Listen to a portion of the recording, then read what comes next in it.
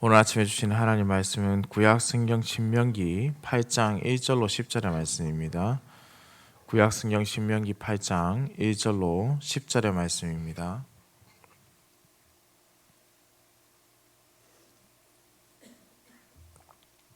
함께 한 목소리로 합독해서 읽도록 하겠습니다. 내가 오늘 명하는 모든 명령을 너희는 지켜 행하라. 그리하면 너희가 살고 번성하고 여호와께서 너희의 조상들에게 맹세하신 땅에 들어가서 그것을 차지하리라. 내 하나님 여호와께서 이 40년 동안에 내게 광야 길을 걷게 하신 것을 기억하라. 이는 너를 낮추시며 너를 시험하사 내 마음이 어떠한지 그 명령을 지키는지 지키지 않는지 알려 하심이라. 너를 낮추시며 너를 줄이게 하시며 또 너도 알지 못하며 내 조상들도 알지 못하던 만나를 내게 먹이신 것은 사람이 떡으로만 사는 것이 아니요 여호와의 입에서 나오는 모든 말씀으로 사는 줄을 네가 알게 하려 하심이니라. 이 40년 동안에 내 의복이 헤어지지 아니하였고 내 발이 부르트지 아니하였느니라. 너는 사람이 그 아들을 징계함 같이 내 하나님 여호와께서 너를 징계하시는 줄 마음에 생각하고 내 하나님 여호와의 명령을 지켜 그의 길을 따라가며 그를 경외할지니라. 내 하나님 여호와께서 너를 아름다운 땅에 이르게 하시나니 그곳은 골짜기든지 산지든지 시내와 분천과 샘이 흐르고 밀과 보리의 소산지요 포도와 무화과와 석류와 감람나무와 꿀의 소산지라. 내가 먹을 것에 모자람이 없고 내게 아무 부족함이 없는 땅이며 그 땅의 돌은 철이요 산에서는 동을 캘 것이라. 내가 먹어서 배부르고 내 하나님 여호와께서 옥토를 내게 주셨으므로 말미암아 그를 찬송하리라. 아멘. 오늘 본문을 포함한 신명기 8장의 말씀은 하나님만을 강력하게 의지하며 살아가야 한다는 메시지를 선포하고 있습니다. 특별히 오늘 본문 말씀은 어려웠던 지난 시절 도우셨던 우리 하나님을 기억하며 앞으로 다가올 풍요로운 삶 가운데서도 결코 그 말씀을 잊어서는 안 된다라는 것을 알려주는 것이죠. 이스라엘은 우리가 잘 알고 있듯이 앞으로 젖과 꿀이 흐르는 가나안 땅에서 뿌리를 내리게 되고 그곳에서 풍요롭게 살게 될 것입니다. 그러나 우리가 잘 또한 느끼는 것은 이 풍요로움이라는 것이 때로는 신앙생활에 있어서 나태함을 가져오기도 한다라는 것입니다. 그래서 풍요로운 땅을 밟기 전에 그들이 어떠한 은혜로 인해서 풍요를 지금 누리게 되는 것인지, 그 풍요의 주체가 어디서 온 것이며 누구 때문인지를 모세가 밝히고 있는 것입니다. 모세는 1절에서 이스라엘 향해 하나님의 명령을 지켜 행하라고 권면합니다. 그리하면 하나님께서 약속하신 땅에 들어갈 수 있을 뿐만 아니라 번성하게 되고 그 땅을 온전히 차지하게 될 것이기 때문입니다. 하나님께서는 이스라엘을 번성하게 하시는 은혜를 그들에게 베풀어 주시는데, 이 번성은 우리가 생각하듯이 단순히 백성들의 수가 많아지는 것이 아니라, 번성하였다라고 했을 때는 백성들의 수가 많아지기도 하겠지만은 땅 전체를 정복하는 영역의 확장까지, 번영까지를 의미한다고 볼 수 있습니다. 말씀을 지켜 행하는 것은 말씀을 잊지 않을 때 우리가 가능한 것이죠. 기억하고 있을 때 그것을 지킬 수 있지 않겠습니까? 그래서 하나님의 말씀을 기억하는 것은 순종의 시작점이라고 할 수 있습니다. 말씀대로 순종해야 되기 때문에 그렇죠. 마음대로 살아가고 마음대로 해석해서 나는 하나님의 말씀에 순종했다는 것이 아니라 말씀 그대로를 기억하고 시작하는 것이 순종의 시작이며 동시에 순종을 할 수 있게 하는 유일한 원동력이 된다라는 것입니다. 특별히 모세는 이스라엘이 하나님의 말씀을 잘 기억했다가 이 약속의 땅에서 행하며 살아야 하는 이유를 이스라엘의 과거의 역사, 곧 지난 40년간 광야 생활에서 찾고 있습니다. 이제 새로운 땅을 향해서 전진해서 들어가는 출애굽 2세대들에게 광야 40년 동안 하나님께서 이스라엘을 어떻게 대하셨는지를 그들로 하여금 돌아보게 하는 것이죠. 그래서 기억하게 하는 것입니다. 모세가 이렇게 한 이유는 무엇이겠습니까? 이스라엘이 이제 앞으로 들어갈 땅, 그곳에서 하나님의 말씀을 지킨다는 것은 그들이 생각하는 것처럼 하나님의 백성의 의무, 책임감, 그것 때문이 아니라고 밝히기 위함입니다. 무슨 말씀이냐면 지난 40년간 너희를 먹이시고 입히시고 재우시고 지켜주신 그 은혜에 의해서 이곳까지 왔기 때문에 그 보호하심과 인도하심에 대한 자연스러운 반응으로서 단순히 의무나 책임감이 아니라 지금까지 지키셨던 그 하나님에 대한 자연스러운 반응으로서 그 말씀을 당연히 지켜야 한다라는 것이죠. 그것이 의무와 책무를 떠나서 너희를 지키시는 분이 누구시냐, 너희와 함께 하시는 분이 누구시냐, 먹이신 분이 누구시냐, 그러면 너희가 어떻게 살아야 되겠느냐, 이런 뜻입니다. 그것이 의무이기 이전에 백성의 기본적인 자세라는 말씀입니다. 그들의 광야 생활이 어떠했습니까? 광야의 생활은 그야말로 하나님께서 이스라엘에게 주신 시험과 훈련의 연속이었지요. 본문 2절의 말씀입니다. 내 하나님 여호와께서 이 40년 동안에 내게 광야길을 걷게 하신 것을 기억하라. 이는 너를 낮추시며 너를 시험하사 내 마음이 어떠한지 그 명령을 지키는지 지키지 않는지 알려 하심이라. 아멘. 하나님께서 그저 지난 40년 동안 이 이스라엘 백성들을 고통 가운데 두기 위해서 광야 생활을 하게 하신 것이 아닙니다. 하나님은 그들의 악한 행동의 결과로 일어난 이 사건에 대해서도, 이 시간에 대해서도 결코 시간을 헛되이 보내지 않으셨다는 뜻입니다. 이러한 광야 생활의 훈련을 통해서 이스라엘이 하나님만을 의지하고 오직 하나님의 말씀에 순종하도록 자라나게 하신 것이죠. 광야의 시간이 그들의 신앙을 그래서 한층 더, 아니 새롭게 바로 성숙하게 이끌어 주신 것입니다. 고통의 시간으로만 끝난다면 더 이상 올라갈 곳도 또한 돌아갈 곳도 없지만은 하나님께서는 이들을 기억하시고 하나님의 백성이라는, 어떻게 본다면 인생에서의 가장 정점으로 그들을 인도하셨습니다. 하나님의 백성으로 살아가는 것보다 인생에서 가장 높은 가치가 없다는 것이죠. 그렇게 하나님께서 만드신 것입니다. 그렇게 그들은 이 훈련의 시간을 통해서 겸손을 배우게 됩니다. 동시에 그들은 시험을 통해서 진실함을 가지게 되었습니다. 여기서 사용된 히브리어 나사라는 단어는 시험에 들게 하다라는 뜻이 아니라 말과 의도를 증명하게 된다라는 단어의 사용의 의미가 더욱더 강화됩니다. 과거 이들은 오히려 하나님을 시험했지 않습니까? 하나님이시면 이것을 주셔야죠, 하나님이시면 이것을 할 수 있지 않습니까? 라며 시험했는데 이제 그들은 그들의 말과 의도를 삶으로 증명하게 되는 것입니다. 이 광야의 시간을 통해서 나타내게 되는 것이죠. 오직 하나님의 도우심으로 인도하심으로 고백하게 되는 은혜입니다. 그들은 삶을 통해서 하나님이 어떠한 분인지를 나타낸다, 증명한다. 말을 통해서, 삶을 통해서 바로 하나님의 백성의 증인된 삶을 살아갈 수 있게 되는 것이죠. 이러한 시험을 통해서 이스라엘은 하나님의 계명을 잘 지킬 것인가에 대한 답을 제공받게 됩니다. 앞서 말씀드린 바와 같이 하나님의 말씀에 순종하기 위한 첫 번째 단계는 하나님의 말씀을 기억하는 것이죠. 광야의 시간을 통해서 이스라엘은 하나님의 말씀을 지속적으로 구하는 열심을 가지게 되었습니다. 그렇게 하나님께서 훈련을 하셨기 때문입니다. 이런 과정이 40년 동안 반복되면서 그들은 이제 누구를 의지하는가, 누구만을 바라보아야 하는가를 깨닫게 되었습니다.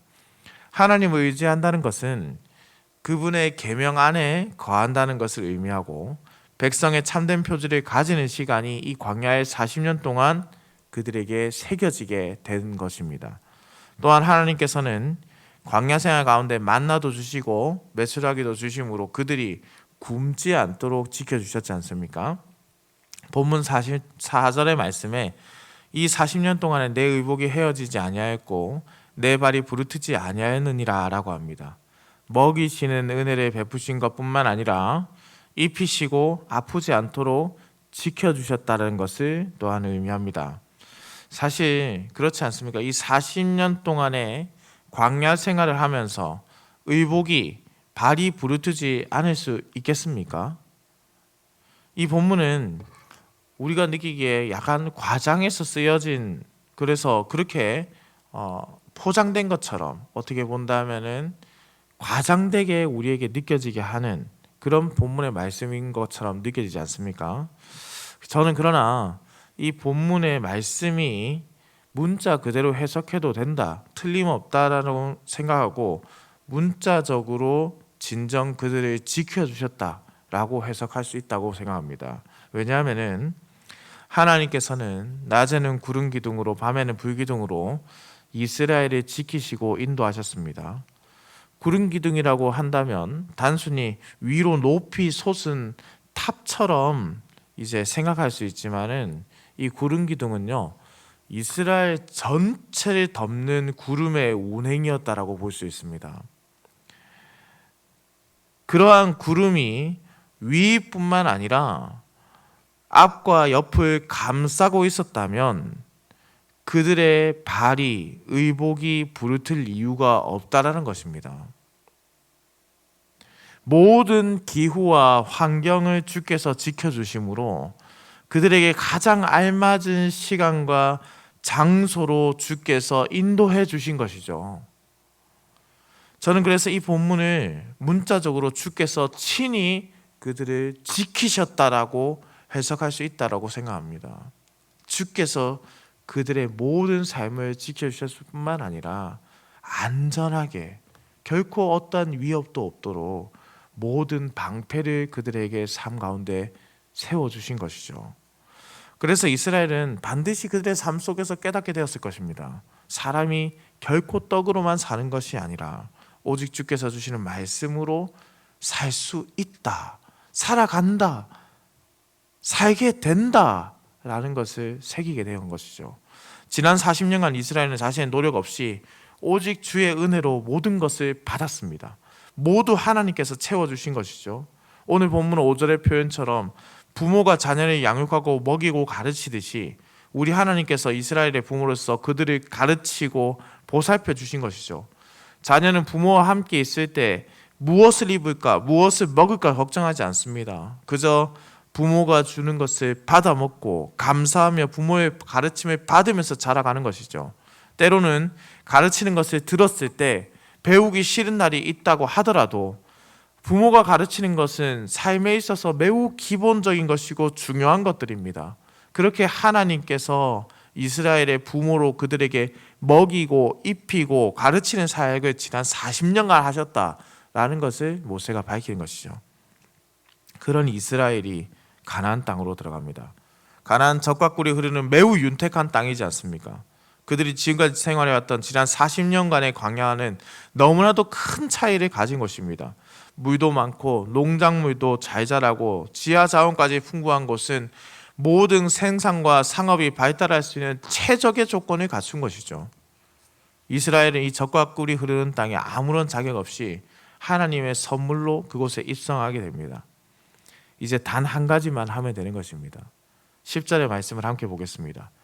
네가 먹어서 배부르고 내 하나님 여호와께서 옥토를 내게 주셨으므로 말미암아 그를 찬송하리라. 바로 찬송하며 살아가는 것, 여호와께서 주신 것을 기억하고 감사하며 하나님께 찬송을 올려드린 삶, 그것이 송영이죠. 그 일만 그들에게 주어진 것입니다. 다른 것들은 또다시 우리 하나님께서 광야에서 채워주신 것처럼 채워주실 것이기 때문에 이스라엘이 하나님을 기억한다면 하나님께서 약속하신 땅에서 그들을 지키실 것이고 그들이 변함없이 하나님을 찬양하며 살아가게 된다라는 것을 약속하는 것이죠. 사랑하는 흥덕현상교 성도님들, 오늘 말씀을 잘 보시면 왜 인생에게 광야 같은 시험이 찾아오는지를 발견할 수 있습니다. 오직 하나님의 말씀을 잘 듣고 따르며 주의 말씀대로 살아가도록 하기 위해서 때로는 우리에게 이 시험이라는 것이 주어진다는 것이죠. 주의 말씀을 더욱 붙잡도록 우리 안에 나 스스로 할 수 있다는 교만함이 생기지 않도록 오직 하나님을 더욱 의지하는 백성이 되도록 주께서 때로는 우리를 시험하신다는 겁니다. 시험의 시간을 기억한다는 것은 앞으로의 평안의 시간을 준비하는 것과도 같습니다. 시험 가운데 긍휼과 사랑을 잊지 않으셨던 하나님께서 이스라엘을 먹이고 입히고 인도하신 것처럼 풍요 가운데도 결코 하나님의 은혜가 끊어지지 않는다는 것이죠. 풍요는 어떻게 본다면 광야의 시간보다 더 큰 시험의 시간일 수 있습니다. 힘들고 어려운 순간에 주를 의지하는 것은 쉬워도 풍요 가운데 하나님을 찾기란 사실 어렵습니다. 그래서 모세는 더욱 강력하게 외치는 것이죠. 그 적과 꿀이 흐르는 땅 가나안에서 오직 하나님을 찬양하는 삶을 살아라는 것입니다. 우리 인생도 마찬가지입니다. 광야 중에 있는 분이 있다면 지금도 버리시지 않고 인도하시는 하나님의 도우시는 손길을 바라보시기 바랍니다. 혹 풍요로움 속에 있다면 내가 이룬 것을 누리는 것이 아니라 은혜로 받은 것을 누리고 있기 때문에 감사하며 찬송하는 인생이 되시기를 소망합니다. 다 다른 삶을 살아도, 다 다양하게 주어진 인생을 살아도 우리는 오직 한 분 하나님만을 바라보는 것이죠. 우리에게 주어진 오늘의 하루가 누군가에게는 광야의 시간이든 누군가에게는 풍요로운 시간이든 우리는 언제나 하나님이 우리와 함께 하심으로 말미암아서 기뻐하고 감사하며 살아가는 찬양의 삶을 살아야 됩니다. 사랑하는 성도님들, 어제 저녁에 교리반을 하면서 이런 표현을 한 적이 있습니다. 하나님을 우리가 예배하는 자를 삶을 산다는 것은, 삶으로 예배가 나타난다는 것은 우리가 주일에 와서 하나님을 찬양하는 입술로 살아간다면 우리의 삶이 결코 형제를 욕하는 입술로 살아갈 수 없다는 것이죠. 우리의 입술의 모든 고백이 교회에서뿐만 아니라 삶에서도 동일하게 나타나야 한다는 소리입니다. 우리의 입술의 모든 고백들이 이곳뿐만 아니라 삶에서도 찬양으로 나타나야 합니다. 오늘 우리에게 주어진 삶에서 분노하고 화내며 시기하고 질투하고 그러한 짜증 섞인 입술의 고백이 아니라 나의 삶이 광야이든 풍요로운 가나안이든 우리의 입술은 이미 임하신 하나님 나라 안에 살아가면서 하나님을 찬양하는 인생이 되어야 되겠습니다. 오늘 하루 오직 하나님만을 찬양하는 인생이 되시기를 우리 주님의 이름으로 축원합니다. 기도드립니다. 사랑과 은혜가 많으시며 인생의 생사화복을 주관하시는 살아계신 우리 하나님 아버지, 지난 간밤에도 급하고 어려운 소식 없이 우리를 지켜주셨다가 이렇게 아침을 깨워 주의 전으로 불러주시니 감사와 찬송을 올려드립니다. 죄로 인해 죽었던 우리에게 생명을 허락하여 주시고 다시금 주의 뜻 가운데 살아갈 수 있도록 인도해 주시니 감사드립니다. 늘 감사와 찬송으로 하나님께 영광 돌리는 인생이 되게 하여 주옵소서.